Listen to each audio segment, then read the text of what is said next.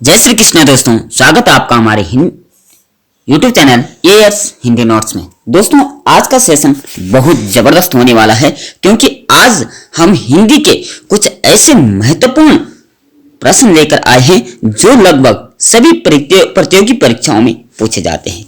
चाहे उत्तराखंड से संबंधित प्रतियोगी परीक्षाएं हो या सीटेट, यूटेट या केबीएस आदि परीक्षाओं के लिए समस्त जहां सामान्य हिंदी के कुछ प्रश्न पूछे जाते हैं। ये प्रश्न जो है बहुत महत्वपूर्ण होने वाले हैं। चलिए, आज अगर आप नए हैं तो चैनल को सब्सक्राइब जरूर करें और कमेंट में जय श्री कृष्ण अवश्य लिखें और आपको कैसा लगा वो भी कमेंट में अवश्य लिखें। चलिए शुरू करते हैं। हिंदी व्याकरण के आज 50 प्रश्नोत्तर हम लेकर आए हैं। उसमें से पहला प्रश्न है, चवर्ग का उच्चारण स्थान क्या होता है? चावर्ग जो है, चावर्ग का मतलब हो गया चा, छ, ज, झ, या। ये 5 वर्ण जो है चवर्ग जो स्पर्श व्यंजन भी माने जाते हैं और उसका जो उच्चारण स्थान है वह क्या है? तो संस्कृत में एक सूत्र आता है इचु यसा नाम तालु, अर्थात तालु जो है इसका राइट आंसर हो जाएगा। ठीक है, इचु यसा नाम तालु, ई, उ और चवर्ग जो है इनका उच्चारण स्थान तालु होता है। ओष्ठ का उच्चारण स्थान जो है वो पवर्ग हो जाएगा, पापा बाबा मा, और कंठ का हो जाएगा काखा गागा या। ठीक है, अब प्रश्न नंबर 2 की बात करें, वर्णों के समूह को क्या कहते हैं? जो वर्ण होते हैं उसको समूह को क्या कहा जाता है? तो सामान्य से भाषा है, उसको क्या कहा जाता?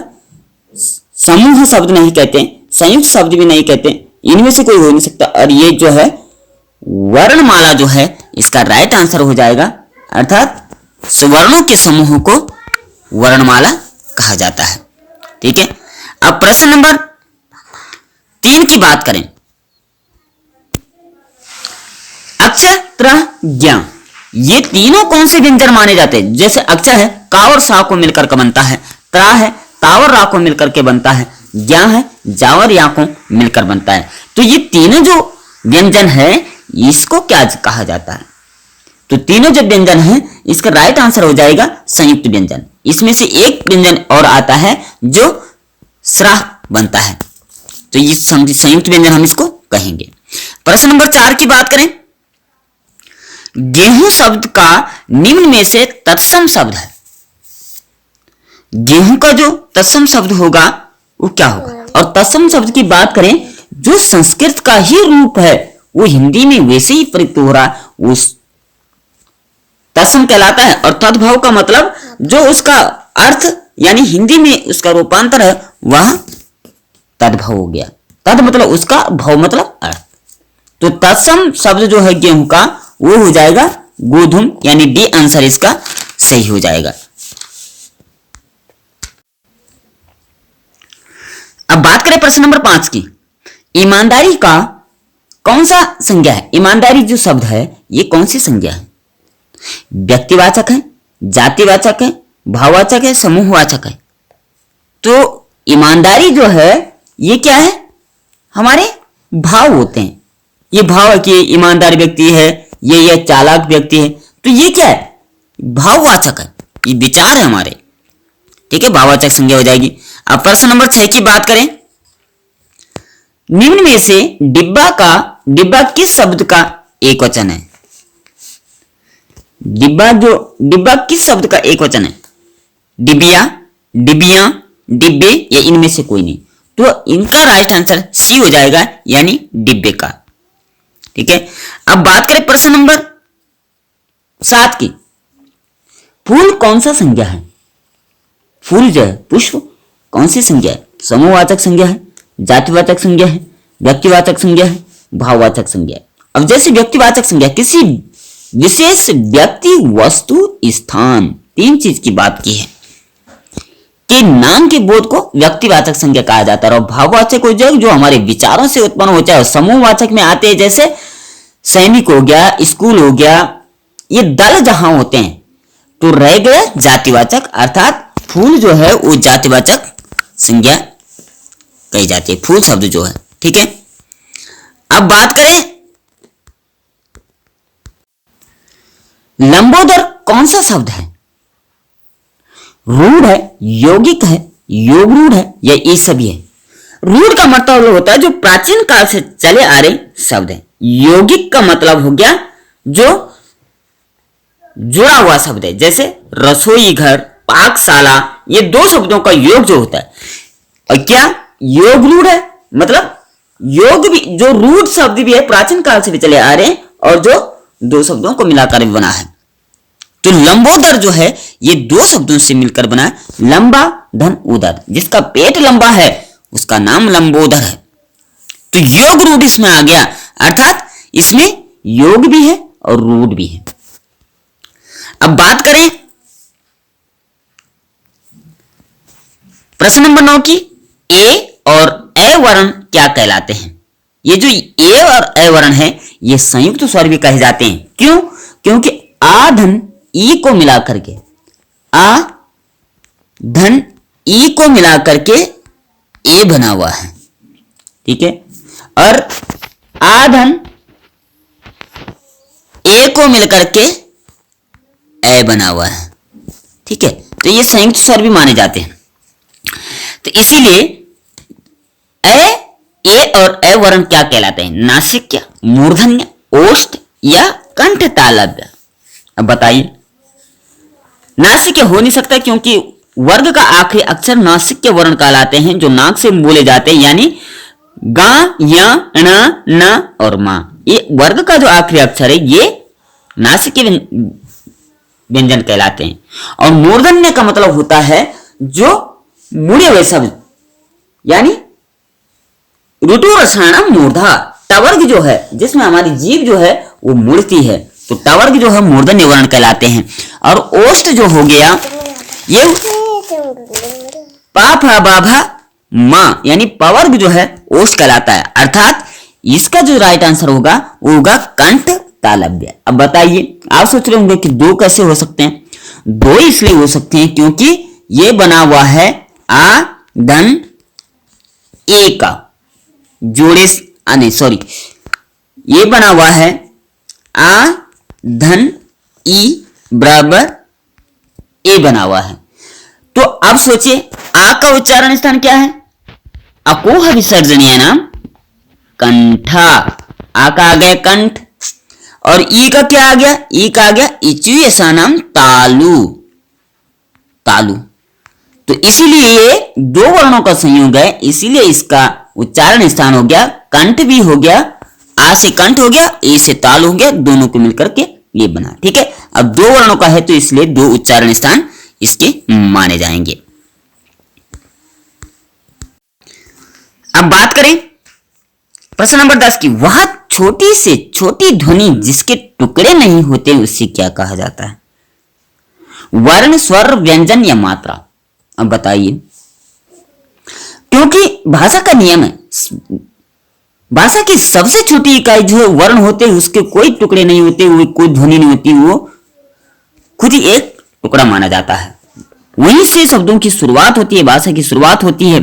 जैसे क वर्ण हो गया, स्वर उसके साथ मिल जाए तब वो का बनता है, और तब वो शब्द व्यंजन का और मां को मिलाकर के कम और ला को मिलाकर कमल, ऐसे शब्द बनते हैं। इसीलिए वर्ण ही इसका उत्तर होगा, क्योंकि वर्ण वह छोटी से छोटी ध्वनि है जिसके टुकड़े नहीं किए जा सकते, वो खुद एक टुकड़ा है, ठीक है। स्वर के भी किए जा सकते हैं, व्यंजन के भी, लेकिन वर्ण के नहीं, ठीक है। अब प्रश्न नंबर 11 की बात करें, जिनका उच्चारण ऊपर के दांतों पर जीभ लगाने से होता है उसे क्या कहते हैं? इसलिए कहा गया कि उच्चारण स्थान का मतलब जब हमें नहीं आता है तो हमें अपनी जीभ का उस वर्ण को बोलते समय हमारी जीभ क्या स्पर्श कर रही है वही उसका उच्चारण स्थान है। अब दंत्य वर्ण यानी दांतों पर हमारा उच्चारण लग रहा है, तो इसका उच्चारण जो है दांतों पर जीभ लगने से होता है, वो होते दंत्य वर्ण। लसानाम दंता यानी तवर्ग, ठीक है। तवर्ग जो वर्ण होते ता था दादा ना, इसका उच्चारण स्थान दंत होता है, ठीक है। अब बात करें प्रश्न नंबर 12 की, व्याकरण को व्याकरण भाषा को पहचानने का क्या बताता है? व्याकरण जो है वो भाषा को पहचानने का क्या बताता है? नियम बताता है कि काम बताता है? या ए और सी और ये इसका सही है या दोनों? तो इसका जो है व्याकरण भाषा को पहचानने का नियम बताता है, ठीक है, कि किस तरीके से वर्ण कैसे होते, कितने होते, और ये नियमों से बांधा गया है, काम नहीं बताता है, ठीक है। इसका राइट आंसर नियम हो गया। अब बात करें प्रश्न नंबर 13 की। पुष्प कौन सा शब्द है? और पुष्प जो है, सॉरी हमने पहले भी किया था शायद, पुष्प जो है वो तत्सम शब्द हो गया, ये हमने पहले भी कर दिया था। अब बात करें प्रश्न नंबर 14 की। ऊ, छोटा ऊ और बड़ा ऊ के उच्चारण स्थान है। ऊ का उच्चारण स्थान क्या होगा? दंत होगा, कंठ होगा, ओष्ठ होगा या होंठ होंगे? तो इसका जो है उच्चारण स्थान ऊंट हो गया, ठीक है। संस्कृत का होता तो ये ओष्ठ हो जाता, हिंदी में पूछ रहे हैं तो इसका होंठ हो गया। होंठ यानी जो हमारे मुंह के दोनों भाग माने जाते, ठीक है। अब बात करते हैं, जो संज्ञा सर्वनाम आदि शब्दों से जुड़कर नए शब्दों की रचना करते हैं, उन प्रत्ययों को क्या कहा जाता है? ठीक है, जो संज्ञा सर्वनाम आदि शब्दों से जुड़कर नए शब्दों की रचना करते हैं, उन प्रत्ययों को क्या कहा जाता है? अब देखिए, संस्कृत में 2 प्रकार के प्रत्यय होते हैं, एक तद्धित प्रत्यय और एक कृदंत प्रत्यय। तद्धित और कृदंत, कृदंत से जो है वो शब्द बनते हैं और तद्धित से धातुएं बनती। तो इसका राइट जो आंसर हो जाएगा वो तद्धित प्रत्यय हो जाएगा। प्रश्न नंबर 16 की बात करें। प्रश्न नंबर 16, जिस समास में पूर्व पद गौण तथा उत्तर पद प्रधान हो उसे कौन सा समास कहा जाता है? ठीक है, हर समास 6 प्रकार के बताए गए। तत्पुरुष समास, द्वंद्व समास, द्विगु समास, बहुब्रीहि समास, अव्ययभाव समास, ठीक है। तो ये क्या है? समास है। हर समास की एक अपनी पहचान है। तत्पुरुष समास की है कि जिसका पूर्व पद गौण होता है लेकिन उत्तर पद इसके प्रधान होते हैं। पूर्व पद और उत्तर पद का मतलब क्या है? जैसे हमने लिखा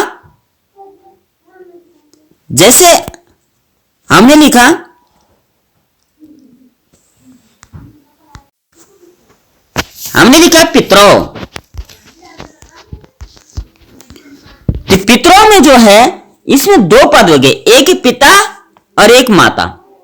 माताच पिताच हम लिखते हैं माताच पिताच, इसका बनता है पितरों, ठीक है। 2 हो गए माता भी और पिता भी, एक पद हो गया माता, दूसरा पद हो गया पिता, ठीक है। तो जिसमें उत्तर पद जो है वो प्रधान होता है उसको तत्पुरुष समास कहा जाता है। और तत्पुरुष समास भी 6 प्रकार के होते हैं। द्वितीय तत्पुरुष, तृतीय तत्पुरुष, चतुर्थी तत्पुरुष, पंचमी तत्पुरुष, षष्ठी तत्पुरुष, सप्तमी तत्पुरुष, ये ठीक है। ये और नए तत्पुरुष भी होता है। कर्मधारय भी इसी के अंदर आता है। कर्मधारय जहां विशेष और विशेषण की तुलना की जाती है, ठीक। तो इसमें जो है वह तत्पुरुष समास के लिए यह कहा जा रहा था कि जिसका उत्तर पद प्रधान होता है, ठीक है। अब बात करें, जो सर्वनाम संज्ञा शब्दों के मेल से बनते हैं उन्हें क्या कहते हैं? जो संज्ञा और सर्वनाम शब्दों के मेल से बनते हैं उन्हें क्या कहा जाता है? तो उन्हें कहा जाता है संबंधवाचक सर्वनाम, ठीक है। सॉरी, ये उत्तर में गलत लिखा गया, संयुक्तवाचक। तो इसका क्या होगा राइट आंसर? संबंधवाचक सर्वनाम, ठीक है। अब बात करें प्रश्न नंबर 18 की। उल्लास का संधि विच्छेद क्या होगा? अब संधि विच्छेद पहचानने की एक ट्रिक है। सबसे पहले तो हमने ये पहचाना कि संधि कौन सी संधि हो रही है इसमें। स्वर संधि की, व्यंजन संधि की, विसर्ग संधि है। स्वर संधि का मतलब जहां दोनों वर्ण समान हो, स्वर वर्ण हो आगे पीछे, तो वो स्वर संधि कहलाती। और जहां हलंत वर्ण हो, वो जैसे ये, इसमें स्वर संधि है उलूदनास, क्योंकि यहां जो है व्यंजन नहीं है। लेकिन जहां हलंत वर्ण आ रहा है वो समझो व्यंजन संधि, और जहां विसर्ग आ रहा है, ऐसे विसर्ग आ रहा है समझो विसर्ग संधि। तो इसका जो संधि विच्छेद हो गया। यहां पर इतना तो हमने पता कर दिया कि व्यंजन संधि है। अब उल्लधन लास ऐसा कोई शब्द नहीं होता है। उल्लधन लास ऐसा भी नहीं बनेगा क्योंकि ये तो इससे मिल जाएगा, फिर संधि कौन सी हुई।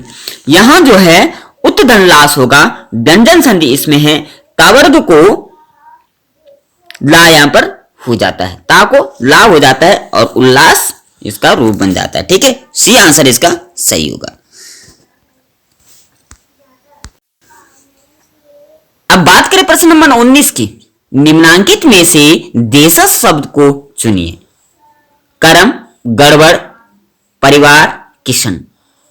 अब देशज शब्द की परिभाषा है कि जो निश्चित क्षेत्र से उत्पन्न हुए हैं, जो सीमित क्षेत्र तक बोले जाते हैं, जिससे अनेकों भाषाएं होती हैं। माना खेत को ही कहीं क्षेत्र बोला जाता है, कहीं खेत बोला जाता है, अनेकों शब्द बोलते हैं। एक ही चीज को हर क्षेत्र में, परिवेश में अलग अलग नाम से पुकारा जाता है। चलो कोई भी, माना करछी को लो, थाली को लो, गिलास को लो, अलग अलग नाम से जाना जाता है। तो ये जैसे गड़बड़ जो यहां पर दिखाई दे रहा है, ये देशज शब्द है, क्योंकि कहीं गड़बड़ बोलते हुए कहीं और नाम से इसको पुकारा जाता होगा।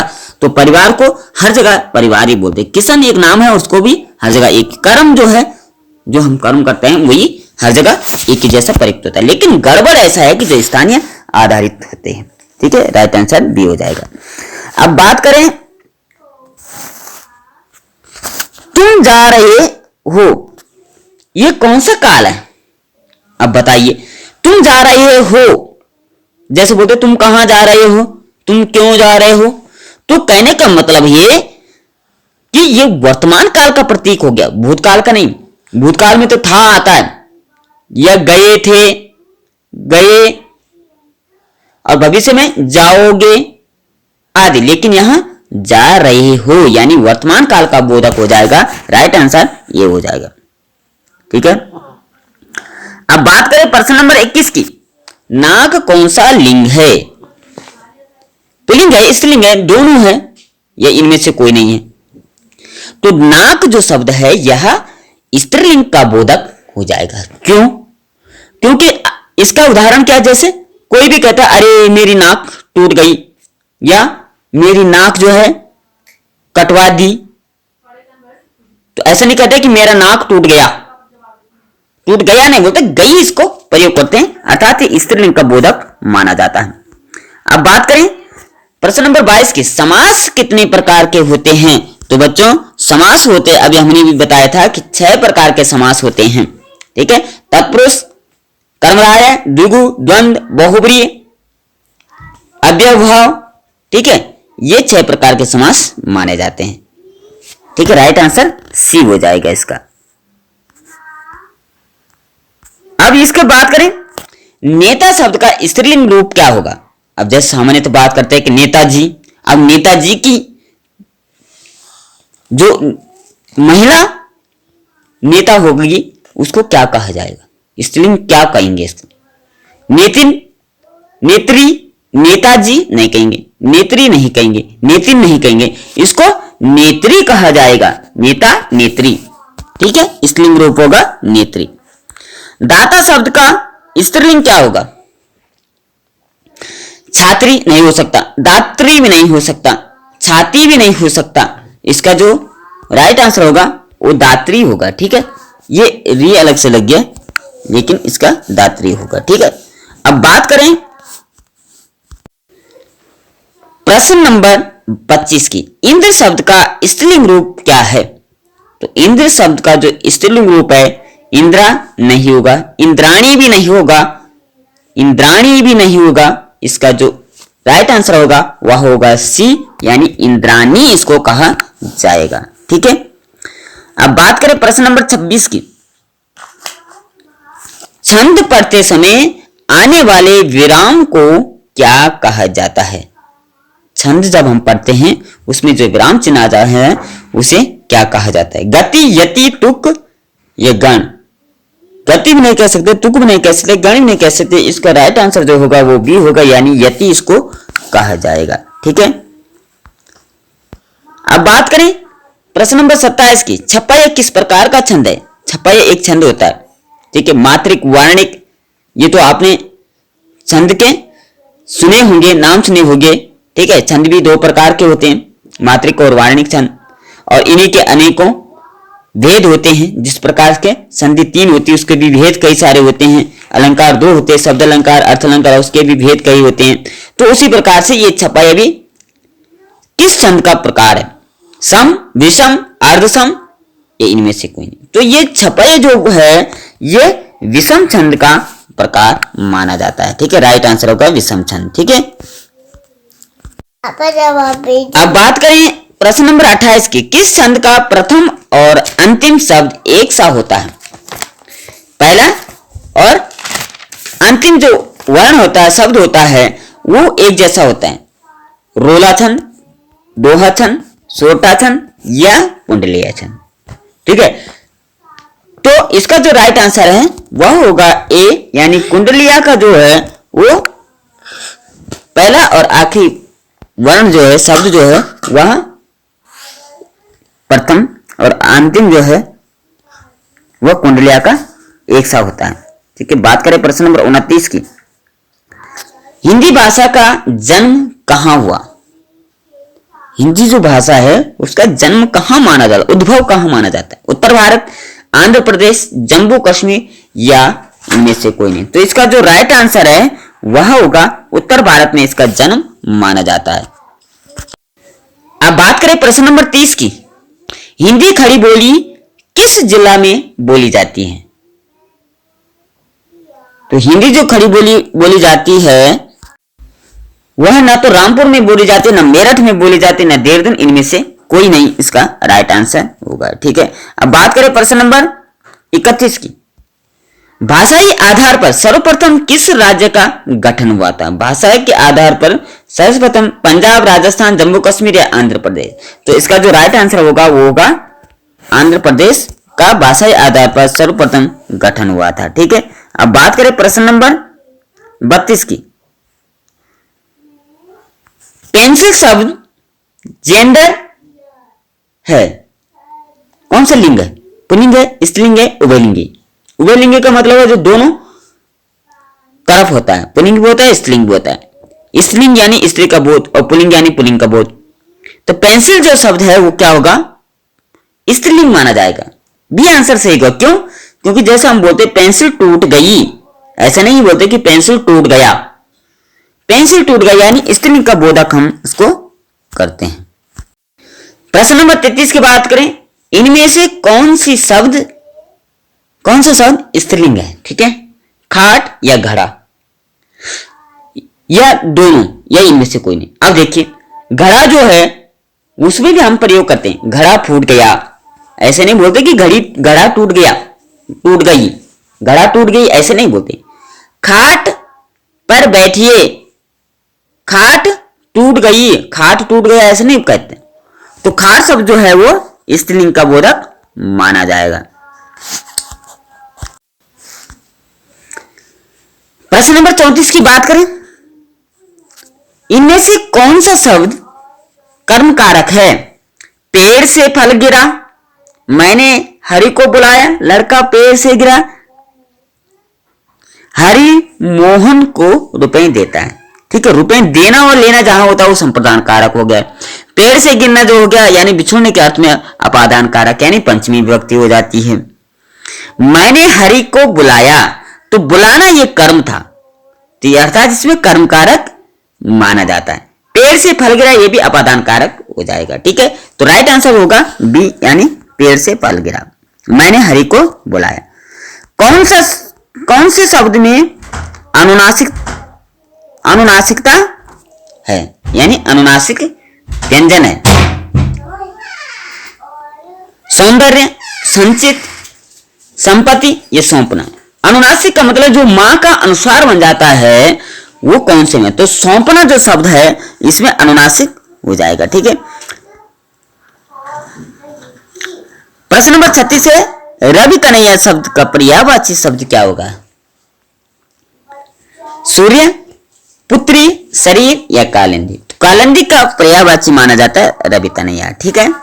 बात करें प्रश्न नंबर 37 की, बुद्धि वृद्धि का विलोम शब्द क्या होगा? वृद्धि का जो विलोम शब्द क्या होगा? वरिष्ठता, जवानी, हास या बुद्धि, अलग अलग है सब। वृद्धि का अर्थ है बढ़ना, वृद्धि का मतलब बढ़ना। यहां वृद्धि हो गई, या धूप में वृद्धि हो रही है, ठीक है, इसके मानसिक विकास में वृद्धि हो रही है। वृद्धि का मतलब बढ़ना। अब ये वरिष्ठता ये भी नहीं हो सकता, जवानी भी नहीं हो सकती, इसका हास ही होगा। वृद्धि का मतलब बढ़ना, हास का मतलब पतन की ओर जाना यानी कम होना। ठीक है, अब बात करें प्रश्न नंबर 38 की। किस विकल्प में शब्द युग्म का अर्थ भेद सही है? अजर अजर जो बूढ़ा ना हो, मेघ मेद बादल आज्ञा, रूख रूख पेड़, रेचक रोचक स्थावर दिलचस्प। तो इसमें जो राइट आंसर होगा अजर अजर जो बूढ़ा ना हो अर्थात आंगन। ठीक है, यह राइट आंसर हो जाएगा। अब बात करें प्रश्न नंबर 39 की। इस विकल्प में सभी शब्द संप्रदान तत्पुरुष समास के उदाहरण है। संप्रदान तत्पुरुष समास, मुंह बोला, रसोई घर, पूजा घर, यश प्राप्त, घोड़ा गाड़ी, दान पेटी, सत्याग्रह, राह खर्च।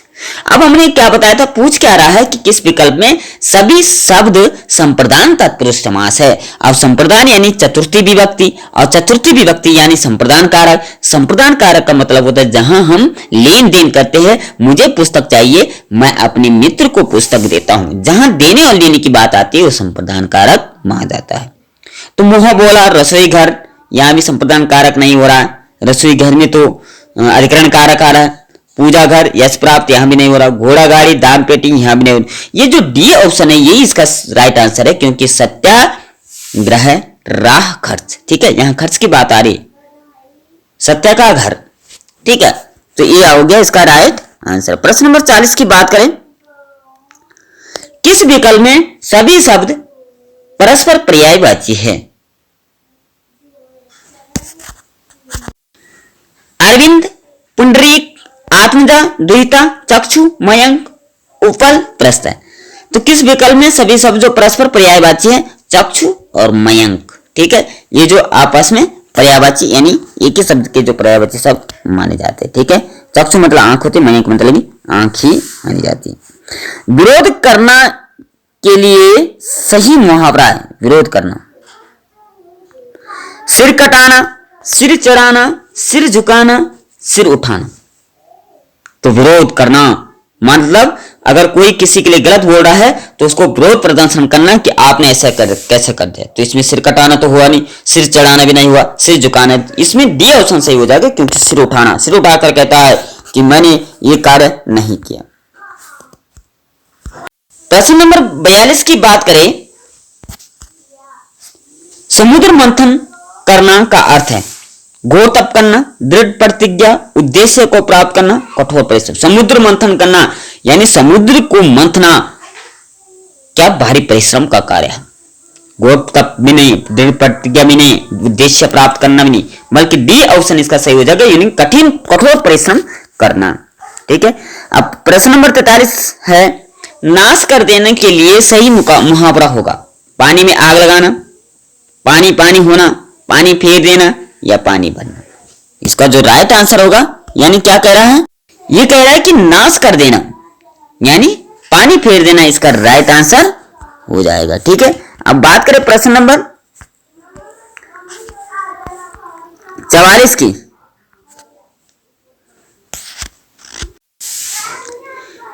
दिए गए शब्द के पर्यायवाची शब्द का चयन कीजिए।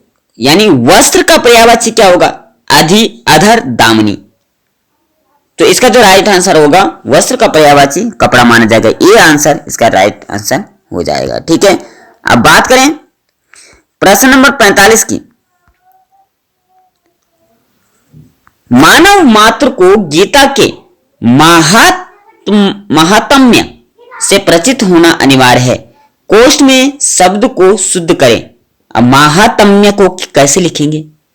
महात्म्य, यह महात्म्य या महात्म्य, महात्म्य या महात्म्य। ठीक है, शुद्धि के लिए भी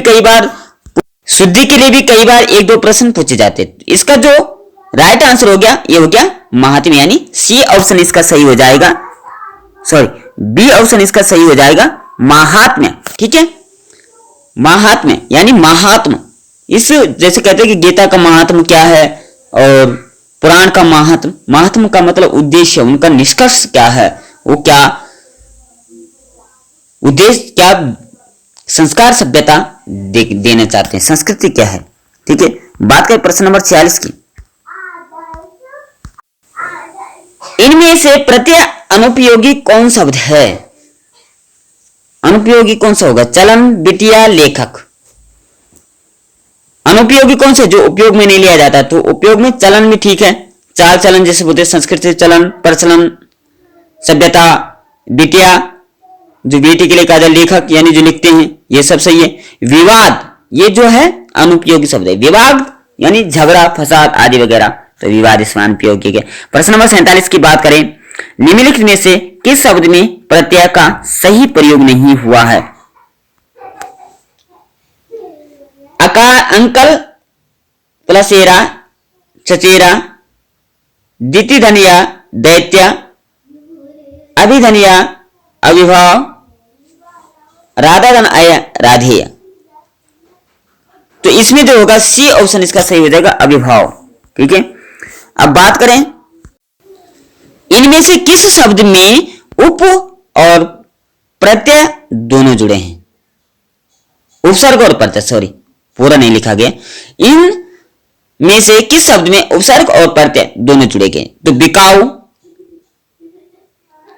बीधन, आववर्त्य, अकथनीय, ब्रह्म, लाजवाब। ठीक है, तो बिकाऊ में भी नहीं है, बिकाऊ खुद एक शब्द है, ब्रह्म में भी नहीं है, लाजवाब में नहीं है, अकथनीय में है। ठीक है, आ उपसर्ग है, कथनीय कथन शब्द है और ई है, इसमें प्रत्यय लगा हुआ।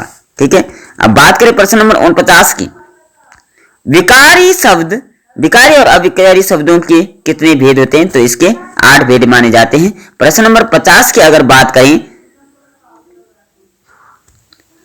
इनमें से कौन सा शब्द संज्ञा से बना हुआ है? कृपा नहीं, जाति नहीं, नमक नहीं, कुलीन जो शब्द है ये संज्ञा से बना हुआ। तो दोस्तों ये आज हमने इंपॉर्टेंट 50 प्रश्नों का आपके सामने विवेचना किया। आशा है ये आपको पसंद आएंगे। पसंद आए कमेंट में जय श्री कृष्ण अवश्य लिखें और चैनल को सब्सक्राइब जरूर करें, ताकि समय समय पर हम हिंदी से संबंधित, केवल हिंदी से संबंधित महत्वपूर्ण प्रश्नोत्तर आपके लिए ला सकें। आज के लिए इतना ही। जय श्री कृष्ण, राधे राधे।